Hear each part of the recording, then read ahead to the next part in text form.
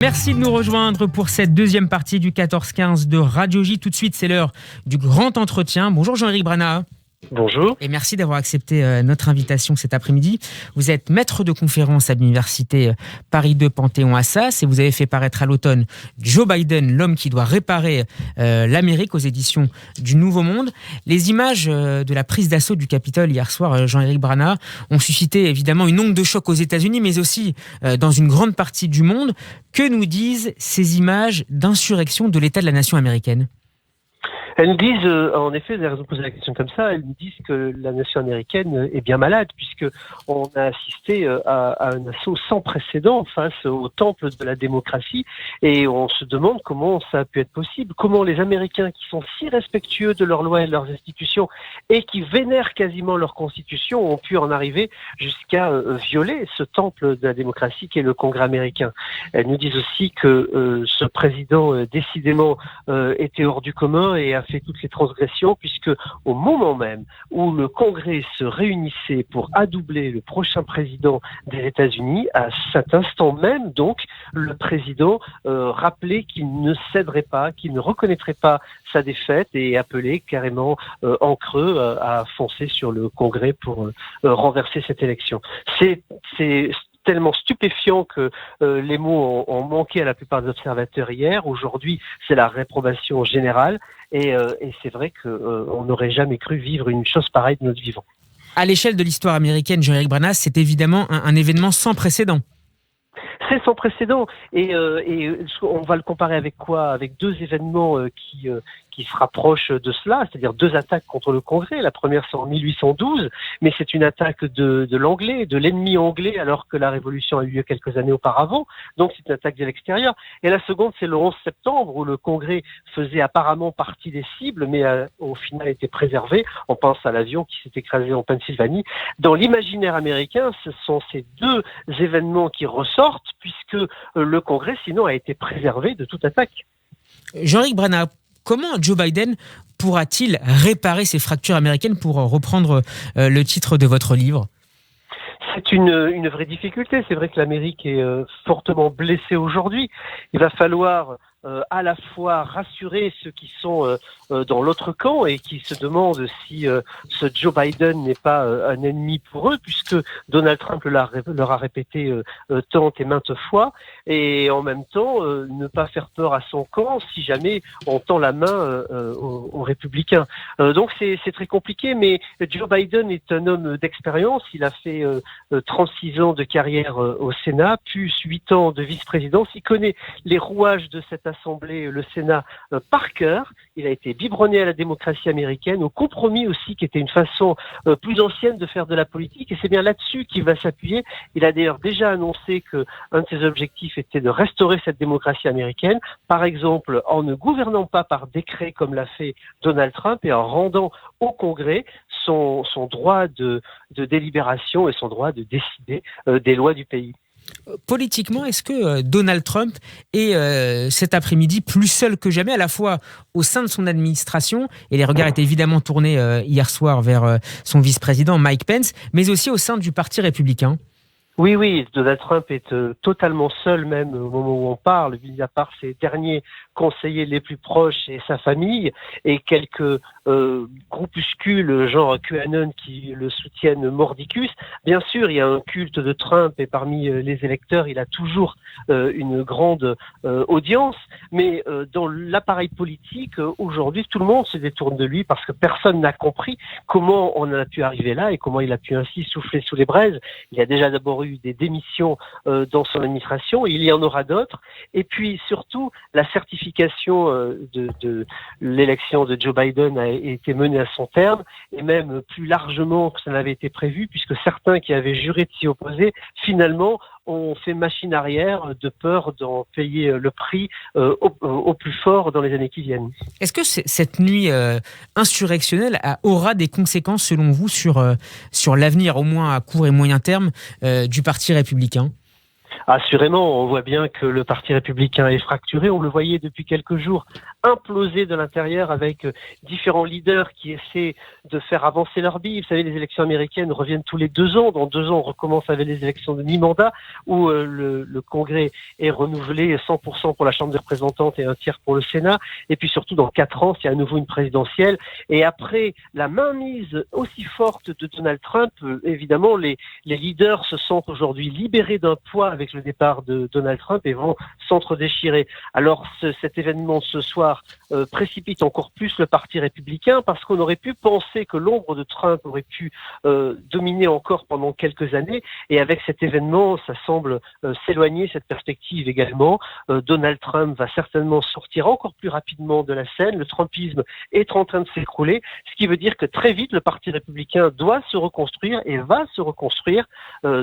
Donc effectivement, les conséquences vont être très rapides pour ce parti. Vous nous disiez à l'instant que Donald Trump était politiquement plus isolé que jamais. Est-ce que ça peut le pousser encore plus loin dans les quelques jours qui nous séparent du 20 janvier, l'intronisation de Joe Biden à la présidence des États-Unis ? Non, je ne pense pas. Aujourd'hui, Donald Trump n'a quasiment plus de marge de manœuvre. Que pourrait-il faire ? Peut-être appeler à une nouvelle manifestation. Mais s'il faisait ainsi, alors qu'on parle de sédition, il aurait l'air d'un factieux, d'un chef de la mafia. Et bien sûr, la réprobation serait générale, tant à l'intérieur qu'à l'extérieur du pays. En réalité, Donald Trump, maintenant, n'a plus qu'à compter les jours. Il en reste 13 avant la fin de son mandat. C'est à peu près tout ce qu'il peut faire. Et d'ailleurs, c'est pour ça que la Maison-Blanche a annoncé que Donald Trump allait respecter la Constitution et que la transition serait ordonnée, a-t-il dit. C'est pas encore apaisé, mais c'est déjà un pas en avant. La question de la santé mentale de Donald Trump a occupé les observateurs, mais aussi les psychiatres dès le début de son mandat. On parle aujourd'hui, après cette nuit, d'un narcissisme très puissant qu'aurait encore exacerbé sa défaite à la présidentielle. Jean-Éric Bernat, finalement, ne pas apparaître comme un loser, est-ce au fond ce qui anime Donald Trump ? C'est ce que disent certains. Écoutez, moi je me suis mis un pas de côté de ces observations pendant 4 ans. Je n'ai pas commencé en fin de mandat, tout simplement parce que je ne suis pas psychiatre et qu'il y a un principe de base quand on parle de médecine, c'est qu'il faut avoir quelques compétences, ce qui n'est pas mon cas. J'observe effectivement un comportement que je juge moi erratique de Donald Trump, mais c'est avec mes propres critères. Et là-dessus, encore une fois, ça ne permet pas ni de parler de sa santé mentale, ni de tirer des conclusions d'aucune sorte. Il me semble par ailleurs que Donald Trump a toujours fait preuve plutôt d'un génie politique, on pourrait même le dire comme ça, en ayant une intuition hors du commun, en sachant s'adresser à des foules. N'oublions pas que 74 millions d'Américains ont voté pour lui, donc eux ne pensent pas qu'il est fou, et il faut peut-être pas plaquer sur cette situation des conclusions un peu trop rapides qui ne satisfont que la moitié du pays au fond. Finalement, on médicalise peut-être à tort une situation qui mériterait simplement des conclusions politiques, si je vous comprends bien. Mais je ne sais absolument pas, je me déclare totalement incompétent sur la question médicale et donc de savoir si on médicalise à tort ou pas, je suis incapable de vous répondre, veuillez bien m'en excuser, mais je pense effectivement qu'on peut s'en tenir à des considérations politiques. Ce qui s'est passé cette nuit est suffisamment grave et solennel pour qu'on le prenne pour tel et qu'on apporte la réprobation la plus ferme qu'il faut opposer à ce qui s'est passé. Ça suffit déjà bien largement.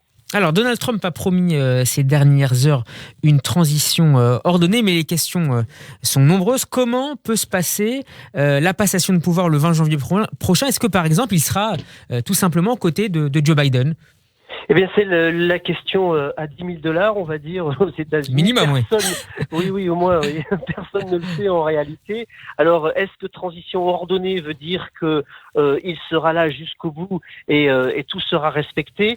Très peu de gens le pensent. Alors, c'est vrai, vous parliez du caractère de Donald Trump et beaucoup ont parlé du fait que ce serait une humiliation supplémentaire pour lui qui n'aime pas les humiliations. C'est vrai aussi que le fait qu'il ait autant autant poussé pour contester les résultats le met dans une situation assez difficile, notamment vis-à-vis de ses supporters.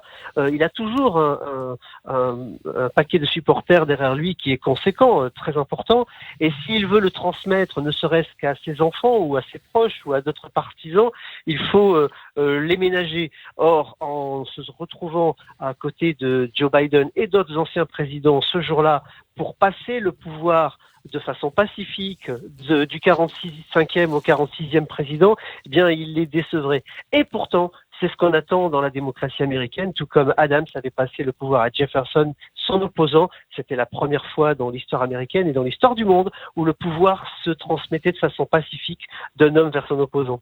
Une dernière question, Jean-Éric Brannard.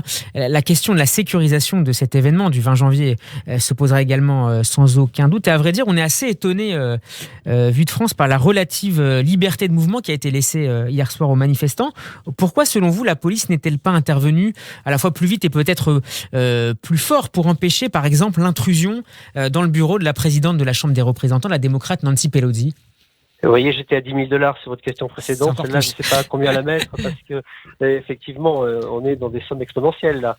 C'est la question que tout le monde se pose. On n'arrive pas à comprendre comment les manifestants ont pu rentrer aussi facilement au Capitole quand on sait que pour la moindre manifestation aux États-Unis, il y a de la police absolument partout, que Washington est un espace hautement sécurisé, qu'on était en session parlementaire, c'est-à-dire que tous les membres du Congrès étaient présents ce jour-là et qu'on savait qu'il allait y avoir une manifestation.